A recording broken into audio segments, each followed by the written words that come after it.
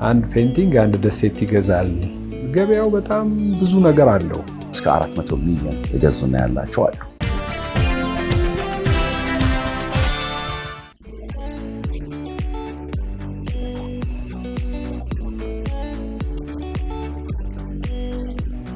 አንደኛው ሰራዊት ሰልፍ ፈታኝ ነው። መሰጠትን ይፈልጋል። ታው ምናምን ስትይ ያለ መስማት ነገር ይኖራል።